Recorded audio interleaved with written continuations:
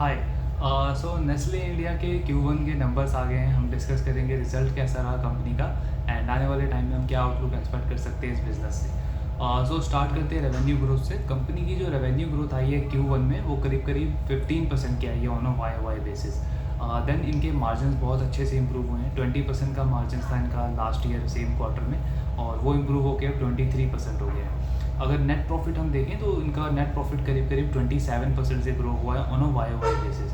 सो overall अगर हम result देखें या नंबर देखें तो बहुत ही रोबस्ट नंबर हैं इनके। इससे पहले जो Q4 का क्वार्टर था कंपनी के लिए उसमें इन्होंने 20% की सेल्स ग्रोथ अचीव करी थी और वो पिछले 10 साल में सबसे सबसे हाईएस्ट सबसे बेस्ट क्वार्टरली नंबर था नेस्ले इंडिया के लिए। और उसको हम कह सकते हैं कि मेंटेन रखा है कंपनी ने Q1 में भी और 20% से अभी 15% के जो ग्रोथ रेट है उसको मेंटेन करके रखा हुआ है। ये रिजल्ट किस लिहाज से अच्छा है ये भी थोड़ा समझ लेते हैं। बिकॉज करंटली अगर आप FMCG इंडस्ट्री देखो, जितने भी बड़ी FMCG कंपनीज है, चाहे वो हिंदुस्तान यूनिलीवर हो या ब्रिटानिया हो या कोलगेट हो या डाबर हो, आई मीन इन सारी कंपनीज़ के लिए जो रूरल डिमांड है वो बहुत ही ज़्यादा चैलेंजिंग है और वॉल्यूम ग्रोथ बिल्कुल ही नहीं हो रही। एक बार फिर से हम समझ लें, FMCG कंपनी को या FMCG बिजनेस को अगर आपको एनालाइज करना है तो वॉल्यूम ग्रोथ सबसे ज़्यादा इंपॉर्टेंट है।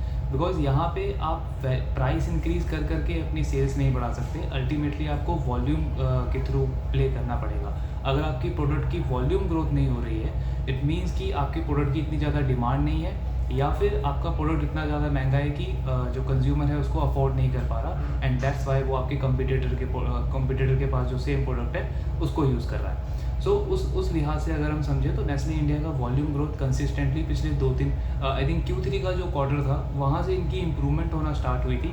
देन हमने Q4 में देखा कि सडनली जंप किया इनका रेवेन्यू करीब 20% और अब हम कह सकते हैं इसको इन्होंने मेंटेन रखा है। तो उनकी वॉल्यूम ग्रोथ जो है वो मेंटेन्ड है और इस पर एक काफ़ी अच्छी स्ट्रैटेजी इन्होंने प्ले करी है पिछले 1.5-2 साल में।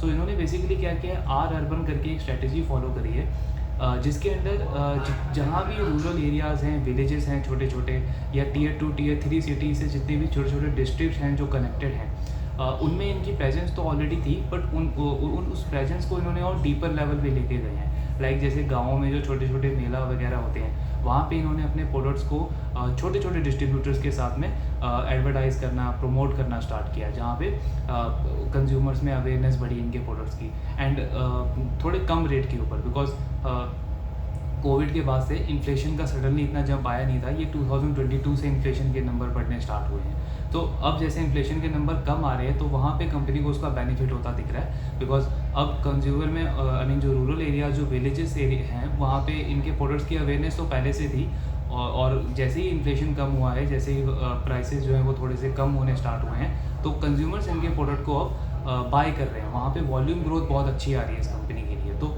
नेस्ले आई थिंक मैं कह सकता हूँ टॉप FMCG कंपनीज़ में इकलौती ऐसी कंपनी है जिसकी वॉल्यूम ग्रोथ रूरल एरियाज़ में बहुत ज़्यादा इफेक्ट नहीं हुई है और इनफैक्ट अब तो अच्छी खासी रिकवरी भी आ रही है इनको। देन आउटलुक क्या है इस बिज़नेस का? सो कंपनी करीब अगले 2 साल में 6,000 करोड़ के आसपास इन्वेस्ट करने को देख रही है इंडिया में।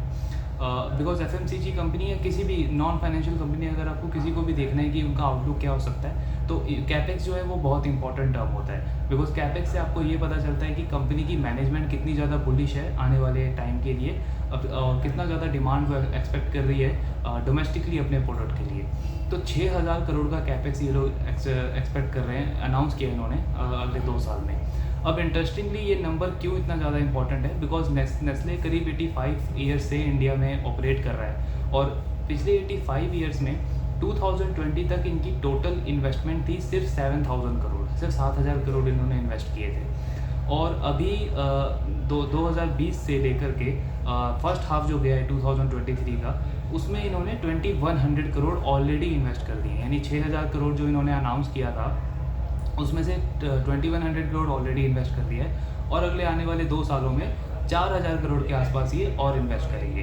तो पिछले 85 ईयर में इन्होंने सिर्फ 7,000 करोड़ इन्वेस्ट किए बट अगले 5 सालों में ये 6,000 करोड़ और इन्वेस्ट कर रहे हैं। ये आपको शो करता है कि कंपनी कितनी ज़्यादा बुलिश है डोमेस्टिक डिमांड को लेकर। इंडिया का जो कंज्यूमर डिस्क्रिशनरी इनकम जो बढ़ रही है और जिससे एक कंज्यूमर प्ले हम जो कह रहे हैं, जो कंज्यूमर ग्रोथ हो रही है, उसमें नेस्ले एक बहुत ही स्ट्रॉन्ग प्लेयर है FMCG सेगमेंट में, पूरे FMCG सेक्टर में।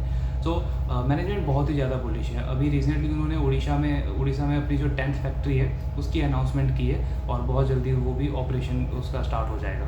तो ये ओवरऑल आप आउटलुक समझ सकते हो कि मैनेजमेंट बुलिश है अपने प्रोडक्ट्स को लेकर के और आने वाले कुछ टाइम में अपने प्रोडक्ट्स की डिमांड को लेकर के। नाउ लास्ट पार्ट आता है कि इसके स्टॉक को कैसे देखें, स्टॉक ओपिनियन क्या है। सो एक्चुअली अगेन डिस्क्लेमर कि ये कोई स्टॉक को बाय या सेल करने का रिकमेंडेशन नहीं है, जस्ट मैं अपना एक व्यू शेयर कर रहा हूँ। सो आई मीन अगर करंट पी देखो नेस्ले का तो वो 80-85 के आसपास है। अब 80-85 के पी पे कोई ऐसी कंपनी जो 14-15% पे करंटली ग्रो कर रही है और आने वाले टाइम में भी ग्रोथ रेट वो यही एक्सपेक्ट कर रहे हैं। तो करंटली अगर आप मार्केट कैप भी देखो नेस्ले का तो 2 लाख करोड़ से ज़्यादा है, बहुत बड़ी कंपनी है। आई मीन मैं पर्सनली बहुत ज़्यादा कंफर्टेबल नहीं होता है इतनी बड़ी कंपनी में इंटरेस्टेड इतना ज़्यादा होता नहीं हूँ मैं, जिसका पी मल्टीपल ऑलरेडी 80-85 है और ग्रोथ रेट सिर्फ 14-15% के आसपास है। ऑल्दो मैं मानता हूँ कि लार्ज एफएमसीजी प्लेयर में अगर किसी को भी प्ले करना है तो नेस्ले बहुत ही बेस्ट कंपनी है उसमें। बट पर्सनली मैं बहुत ही ज़्यादा बुलिश नहीं हूँ स्टॉक को लेकर के, बिकॉज ये average kind of mediocre kind of return आपको देके जाएगा। ये कुछ ऐसा नहीं है कि आपका कुछ बहुत बड़ी वेल्थ आप क्रिएट कर सकते हो नेस्ले जैसे स्टॉक से, बिकॉज ये सेफ है। हम सबको पता है इतनी पुरानी कंपनी है, इतने स्ट्रॉन्ग प्रोडक्ट है, मोस्ट ऑफ द प्रोडक्ट्स में कंपनी जो है वो मार्केट लीडर है एंड इतने सालों से उनकी डोमिनेंस रही है, कोई भी दूसरा प्लेयर उसको चैलेंज आज तक नहीं कर पाया एंड आई डोंट थिंक कि उसको कोई कर भी पाएगा। बट हैविंग सेड दैट, क्योंकि इतनी ज़्यादा सेफ्टी है और इतनी ज़्यादा सर्टेनिटी है यहाँ पे, तो आप बहुत ज़्यादा रिटर्न यहाँ पे एक्सपेक्ट कर नहीं सकते हो एज अ इन्वेस्टमेंट। सो ये मेरा ओवरऑल व्यू था नेस्ले के ऊपर। इन केस अगर आपको कोई भी डाउट हो so let me know in the comment box. Thank you very much.